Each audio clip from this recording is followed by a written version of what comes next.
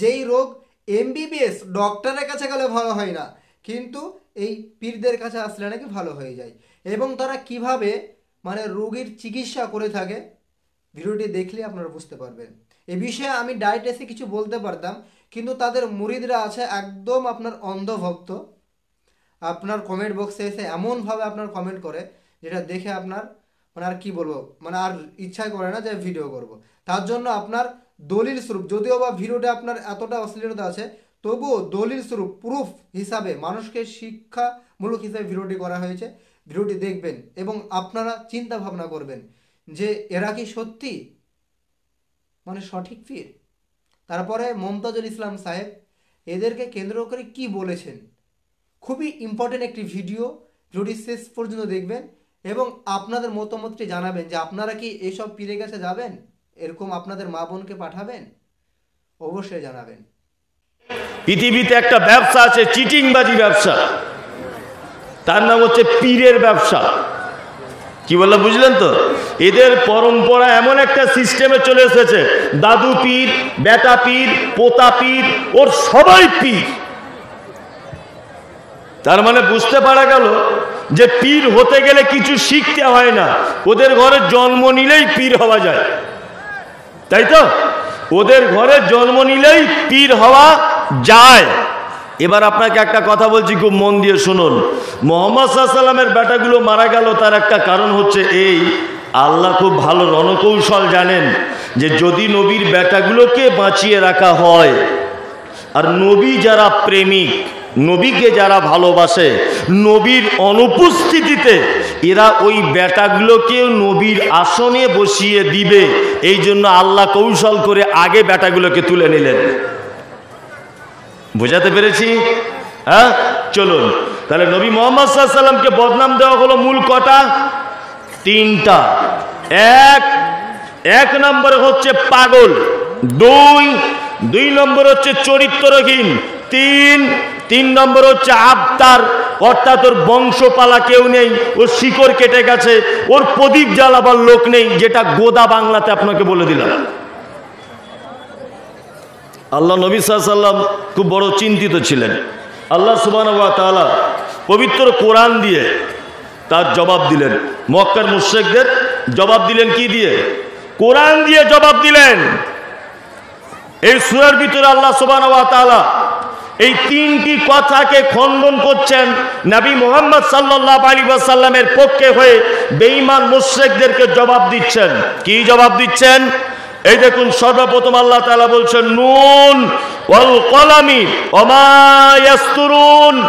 পবিত্র আল কোরআনে 29টি সূরার ভিতরে এই রকম শব্দগুলো এসেছে, নুন, ইয়াসিন, কফ, আলিফ লাম মিম, আলিফ লাম র, কাফ হা আইন সাদ, তাসিন, তাহা, এরকম সূরা নেই প্রথমে? এইগুলোকে বলা হয় হুরুফে মুকাত্তিআত, বাংলাতে বলা হয় বিচ্ছিন্ন অক্ষরমালা। এর মানে মতলব কি?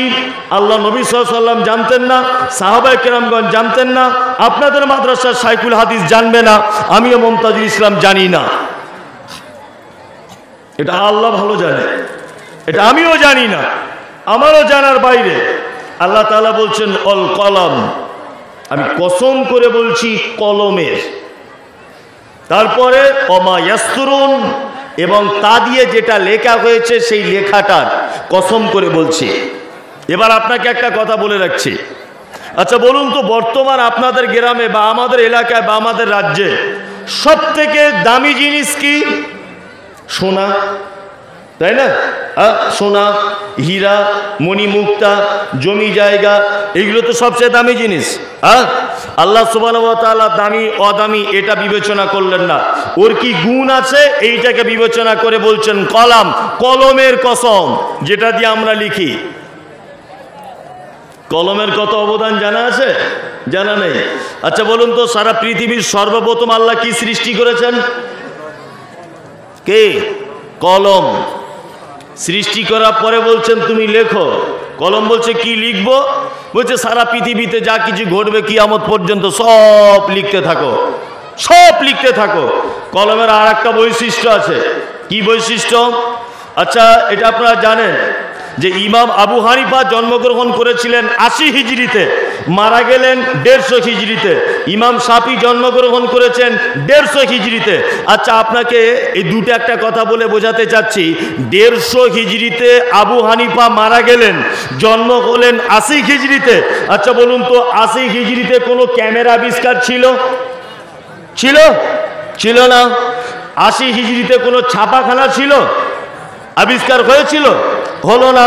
তাহলে আবু হানিফা কি কথা বলেছেন, তিনি কি বই লিখেছেন, তিনি কোন স্কুলে পড়তেন, তিনি কতটা হাদিস জানতেন, ওনার বেটা কটা, ওনার বেটি কটা, ওনার বাপের নাম কি, মায়ের নাম কি, কেন নাম রাখা হলো আবু হানিফা, ওনার আসল নাম তো নোমান বিন সাবেত, এইসব ইতিহাস টোটালে আপনি বলুন তো কিসের মাধ্যমে জানতে পারলেন?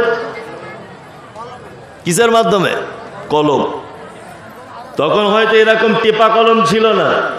দাওয়াতের কালি নিয়ে মানুষ বাঁশের কুঞ্চি দিয়ে কলম বানিয়ে লিখত তো, সেটাও কলম। কলম এমন একটা জিনিস, পৃথিবীর কোনো মেশিন আবিষ্কার যখন হয়নি তখন কলম আবিষ্কার হয়ে মানুষের ইতিহাসকে বর্তমান আজ পর্যন্ত স্বর্ণোজ্জ্বল ইতিহাস মানুষের চোখে পৌঁছে দিতে সক্ষম হয়েছে। এটা কলমের অবদান। নাম্বার 2, অমায়াস্তুরুন, তার মাধ্যমে যেটা লেখা হয়েছে। এবার আপনাকে একটা কথা মাঝখানে বলে রাখছি, খুব জ্ঞান সম্পূর্ণ মানুষ আপনারা অবশ্যই আমার এই কথাটা বোঝার চেষ্টা করিয়ে। আচ্ছা বলুন তো, পবিত্র আল কোরআন অবতীর্ণ হওয়ার আগে কোরআন কোথায় রাখা ছিল? কোথায়? এরা কিছুই বোঝে না। একটু তো মানুষ বলবে যে লাউহে মাহফুজে, তাই তো? লাউহে মাহফুজে কোরআন রাখা ছিল। আচ্ছা, লাউহে মাহফুজটা কেমন বা কি, এটা কারো জানা আছে? নাই। যে হ্যাঁ বলছে একটা ঘর আছে। এখন ঘরটা ইটের না সিমেন্ট দেওয়া না মাটির গাঁথনি, এটা তো জানতে হবে। হ্যাঁ বলছে লাউহে মাহফুজ মানে একটা ঘর। আসলে কি বলবো এসব কথা। এখন তো কোরআনেরও অপব্যাখ্যা করা হচ্ছে না? কোরআনের অপব্যাখ্যা করা হচ্ছে। পরশুদিন একটা হুজুর বক্তব্য রাখছে। কি বক্তব্য দিচ্ছে? বলছে নুনাজ্জিলু মিনাল কোরআন মা হুয়া শিফাউন ওয়া রাহমাতাল লিল মুমিনিন। আল্লাহ পবিত্র কোরআনের ভিতরে বলেছেন, কি বলেছেন না, কোরআন এমন কিছু বিষয় অবতীর্ণ করেছি যেগুলো মানুষের জন্য শিফা, আরোগ্য, ঔষধ, আর মোমেনদের জন্য কোরআনটা করুণা। তো হুজুর বক্তব্য রাখতে রাখতে বলছে মমতাজুল ইসলাম বলেছে তাবিজ দেওয়া শিরিক।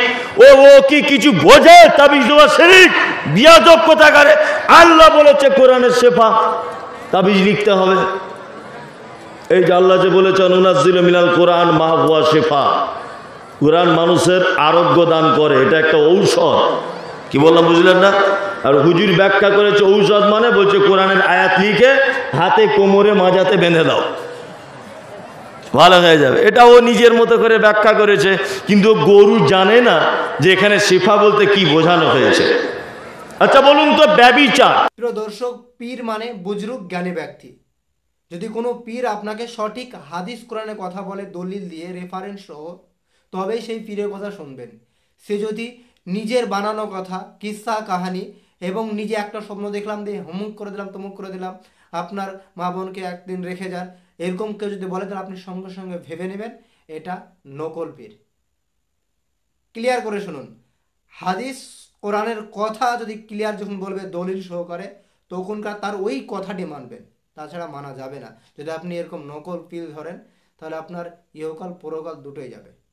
ভিডিওটি বেশি বেশি শেয়ার করবেন এবং আপনাদের মতামতটি কমেন্ট বক্সে অবশ্যই জানাবেন। মহান রব্বুল আলামিন আমাদের সকলকে সঠিক পথে চলার তৌফিক দান করুক। আসসালামু আলাইকুম ওয়া রাহমাতুল্লাহি ওয়া বারাকাতুহু।